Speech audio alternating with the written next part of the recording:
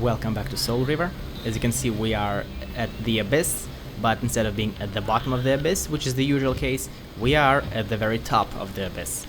This is because, as those of you who have seen my previous video, that 30-second glitch fest, as those of you who have seen it already know, we are going to the Human Citadel, and this is where the way to it opens.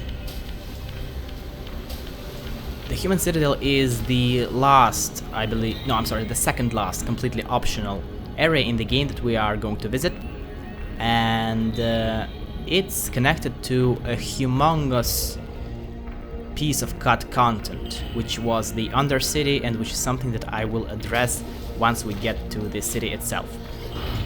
The Human City is populated, the Human Citadel is populated by humans, surprise, and I would like to mention how I screwed up in the very second, I believe, part of the Let's Play when I killed the first human vampire hunter that I encountered who was hostile, because now all the humans are, well, hostile to me.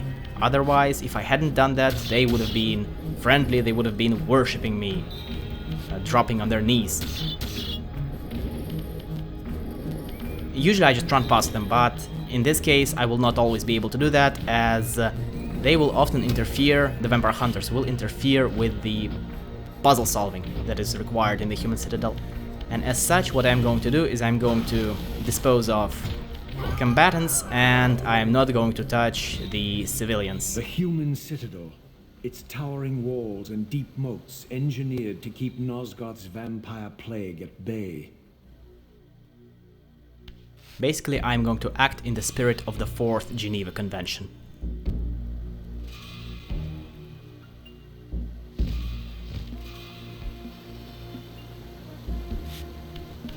Though the city was well fortified against vampires, its human architects hadn't considered a breach by a creature such as myself. Meaning that the only reason why they are alive is that Kain has wiped, well, not necessarily Kain, we don't know if it was Kain or other clans, have wiped out Raziel, because those were growing wings. Now, the Human Citadel is one of those places that are absolutely horrible to navigate, as long as you don't know what you are doing. However, I have spent a considerable amount of time researching this location, so I know exactly where I will be going at any given point in time. The Human Citadel was originally connected to a huge part of the game that was cut out eventually, the Undercity, and right now all that is present here is a bunch of collectibles. I believe there are 3 health upgrades, there's 1 Eldritch Energy power-up, and there is 1 Glyph here. And this episode will be dedicated to nothing but collecting all that stuff.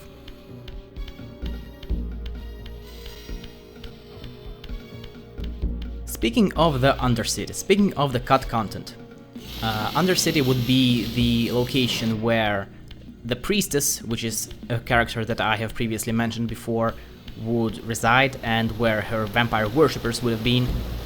And the Human Citadel is how we would have been able to get access to it. The specifics, however, of how exactly would Raziel be able to get access to the Undercity are uncertain. What we do know is that it would have involved the Shift at Will ability, which is another ability that was cut from the game, but it was not cut completely. It's still present in the code, and it can still be activated with the cheat codes, which is something that I will later show off in the game alongside other cut things that are present in the form of cheat bonuses. Still, the entrance was cut out, and it's unclear how exactly Raziel would have been able to get there, but it seems likely, and I don't remember where did I read this, to be honest. I'm not sure it was on Lost Worlds, but one of the scalable walls in this Human Citadel, one of the some scalable walls here, they don't lead anywhere, they just lead to some Eldritch Energy. I believe that one of these scalable walls would have opened the access to the Undercity, but I'm honestly not sure about that, so please do not quote me on that.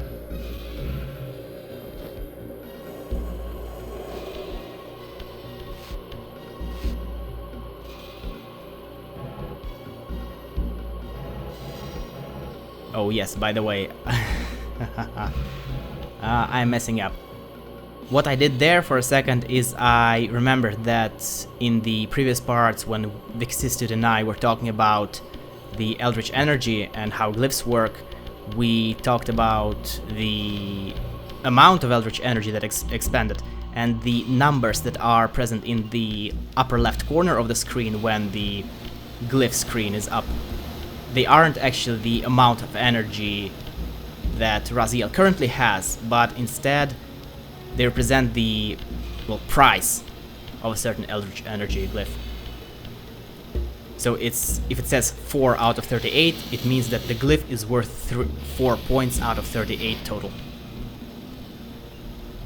By the way, this is not a very good location for a warp gate, considering what other places it leads to.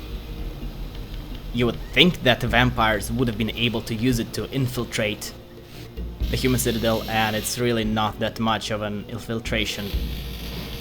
But I suppose we can overlook it for gameplay reasons. So I digress. Back to the Undercity. There is some stuff that we know about what was supposed to be in the Undercity, even though we don't really have a lot of traces of it left in the final release version of the game, unlike some other things that were cut.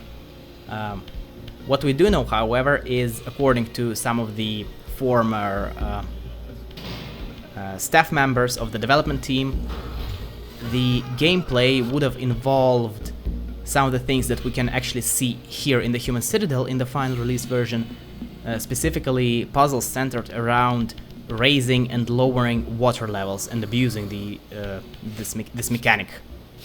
We have not yet encountered this, but there will be a couple of such puzzles here. So a water glyph puzzle is centered around raising and lowering water levels.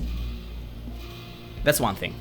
And the second thing would concern the visual style of the Undercity. And according to the Lost Worlds, and right now I'm just reiterating what I have read, it's something that I cannot confirm, but the visual style would have been based on Giovanni Piranesi's list of prints carceri, meaning prisons from Italian, which was produced in the middle of the 18th century, and which was later, much later, used in one of the Uncharted games. I believe it's... one second, I'm looking. Uncharted Drake's Fortune.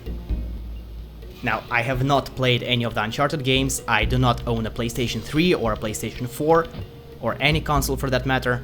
Thank you, Sony.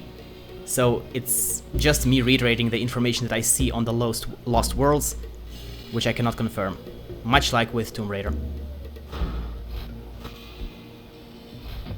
And this is, by the way, this puzzle that I talked about that concerns not lowering, raising the water level. No, lowering. I'm sorry, lowering. This is not, however, the water glyph puzzle.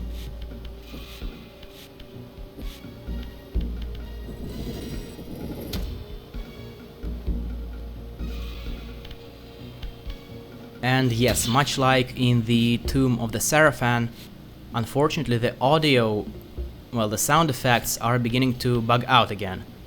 To be honest, I don't know why it happens, because in the Tomb of the Seraphan it was completely unwarranted, and it was also completely unwarranted here. And in my practice run, when I was basically researching the Human Citadel, not to get lost every 2 minutes, nothing like this happened. So I have no idea what causes these audio glitches. I do, however, know what causes the graphical glitches.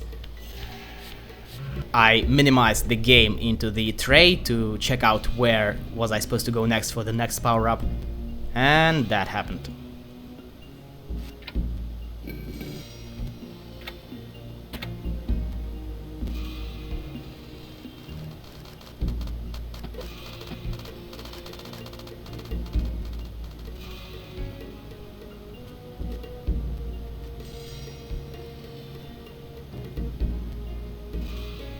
Now I'm taking a look at these runes, at these signs that are written here, And these are actually the same, I believe, signs that we can see in the fire glyph altar.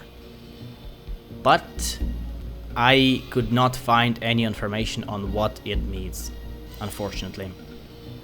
Maybe there is no information about it. Maybe, much like a lot of other stuff, such as, for example, the design of the bottom of the abyss of the Lake of the Dead, maybe the developers, the art team, was just asked to draw a bunch of random stuff.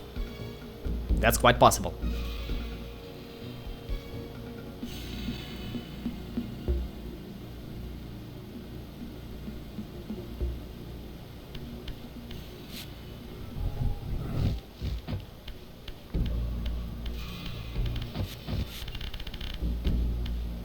That was an especially bad piece of audio stuttering.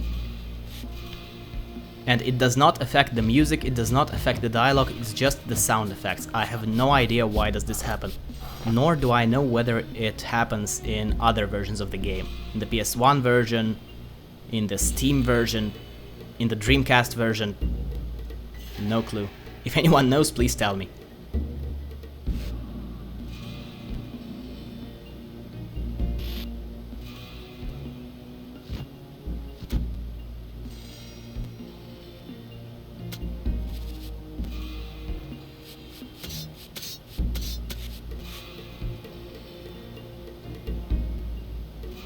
When I was playing, it wasn't that distracting, but right now I'm looking at this footage and it's so hard to listen to, holy crap.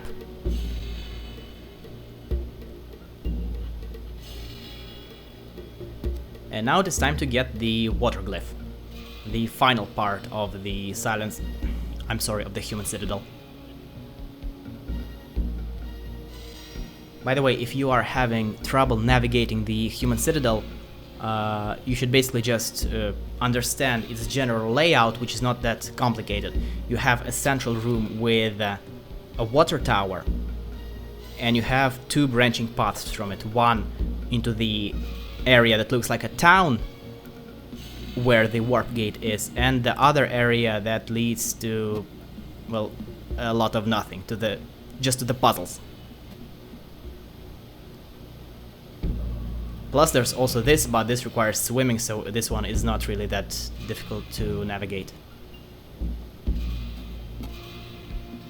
And by the way, I'm not sure if we saw that already, but there's actually a Rahabim here.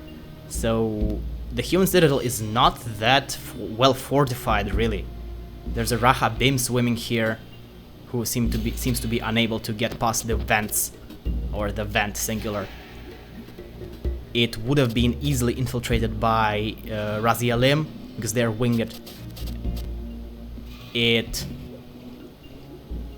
has a freaking warp gate that connects it to territories of literally every other clan. Just how incompetent are the vampires in Nosgoth? Or were, rather, before they went feral. This is unfathomable.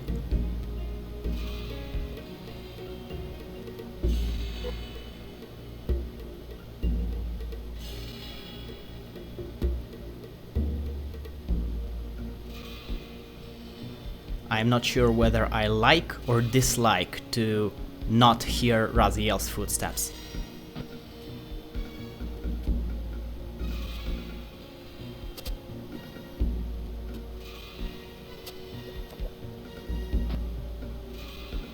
And this here is the water glyph altar.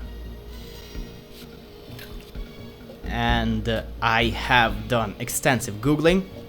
I have looked at the Legacy of Kain wiki, at the Lost Worlds, and at the Dark Chronicle, and I have not managed to find any information on who that woman is. It is unlikely to be the priestess, because the priestess was not supposed to have these wings. I was trying to find the adjective for them, but I forgot it. It's Cairo something. I'm sorry, English is not my first language. Yeah, so that seems to be just something that is randomly designed. And this is that second puzzle that is centered around moving a block in order to raise the water level.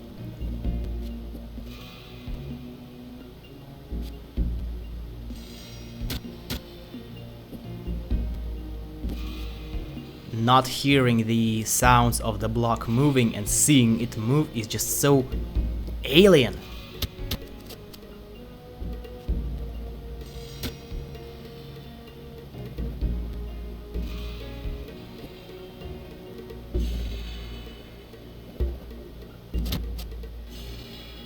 And basically the idea here is just to use the block to plug this drain and supply through that grate the water to the statue of that woman.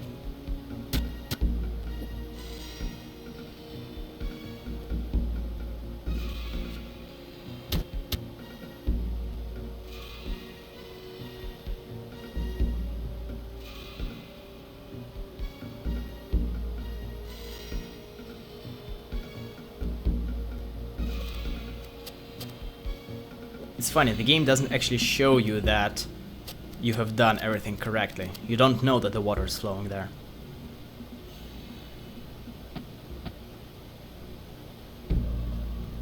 Does the Human Citadel look like anything from the Uncharted games? Whoever played them, please tell me. I don't know. I don't own a console.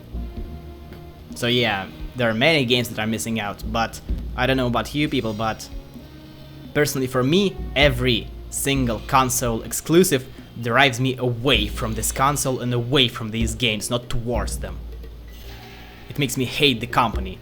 That's why I'm not buying GTA 5. I'm not going to buy a console for Red Dead Redemption or for Uncharted games, no. And that's why I don't want Legacy of Kain to be developed by Naughty Dog, because then it was gonna be a PlayStation 4 exclusive. Screw that.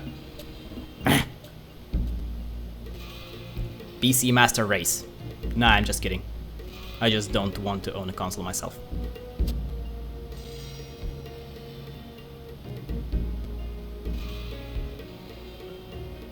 Now, the reason why I'm not cutting this off is that because there's one last thing that I want to show, and it's the way different glyphs work on humans.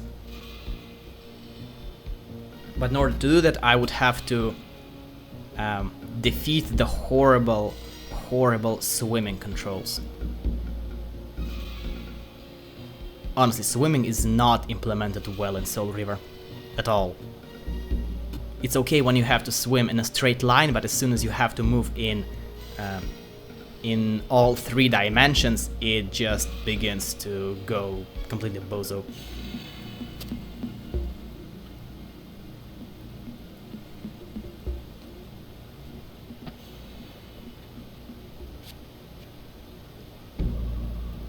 So as you can see, the sunlight glyph does nothing. The water glyph does nothing. The sound glyph does nothing.